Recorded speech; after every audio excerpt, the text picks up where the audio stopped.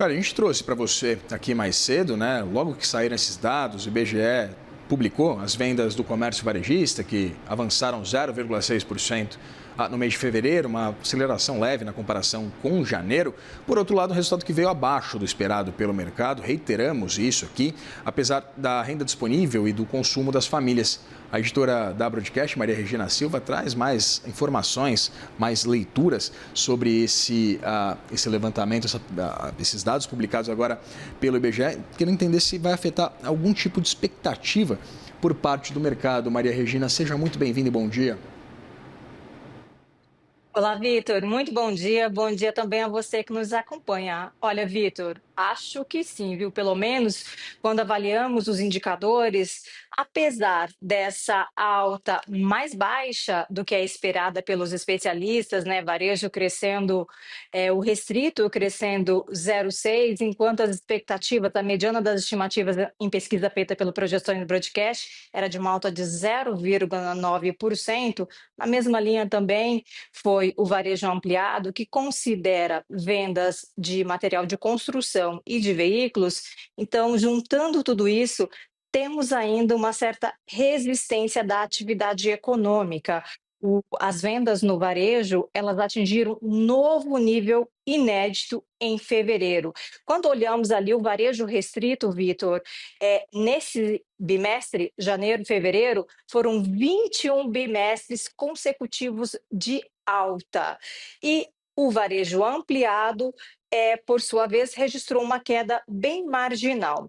A avaliação é de que a atividade econômica ainda continua resistindo, apesar de uma Selic ainda muito alta, né? Estamos com a Selic começando a cair, começou a cair, estava em 15%, foi para 14,75%, mas como bem sabemos, os efeitos são defasados. Então, a atividade econômica ainda sentindo os efeitos dessa Selic alta, né, apesar dessa alta das vendas varejistas um pouco abaixo das expectativas.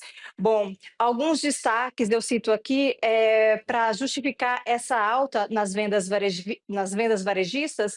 Dentre elas estão combustíveis lubrificantes e vendas em supermercados e em hipermercados.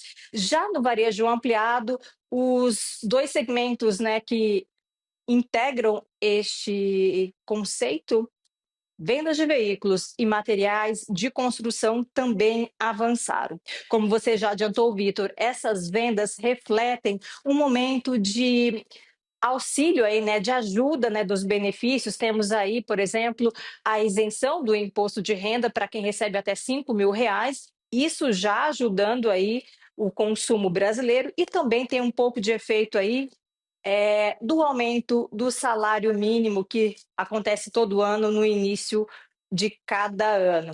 Neste momento, né, de ajuda, né, de isenção de imposto de renda e também do aumento do salário mínimo, o mercado de trabalho continua aquecido. Temos aí a taxa de desemprego em nível histórico de baixa. Então, tudo isso ajuda a fazer com que o consumo continue se acelerando, né? Isso a gente vê nas vendas varejistas. Agora, o que esperar, né?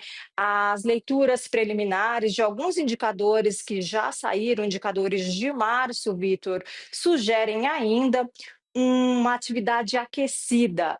Consequentemente, estamos falando de um crescimento na faixa de 1% do PIB do primeiro trimestre em relação ao quarto trimestre de 2025. É uma alta que não dá para se desprezar, uma alta consistente.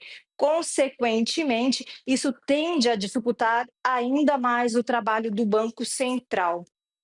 Por enquanto, as expectativas permanecem na linha de que o Banco Central vá promover um outro corte de 0,25 ponto percentual na Selic, na decisão de abril, no final de abril, na linha aí da decisão passada, né? Selic ali saiu de 15% para 14,75%, agora espera-se que vá para 14,5%, mas tudo ainda é muito incerto, tanto por conta das incertezas que a guerra no Oriente impõe sobre a economia mundial, sobre a inflação principalmente, né? Lembrando, as expectativas de inflação seguem em avanço aqui no Brasil, né?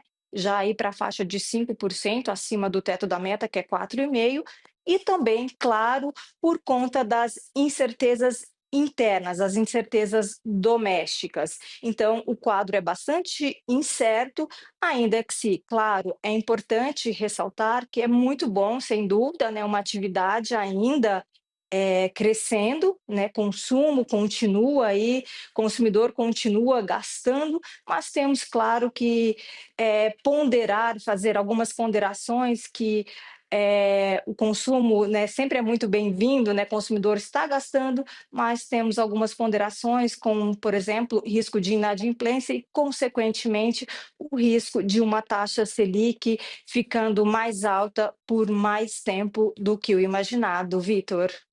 No cenário, né, de uma economia aquecida, mas a gente vem batendo bastante nessa tecla aqui também, né, Maria Regina, uma inadimplência bastante elevada, de uma certa abundância de crédito barato, que também aumenta a inadimplência. Enfim, é um cenário bastante curioso que a gente vive aqui no Brasil hoje.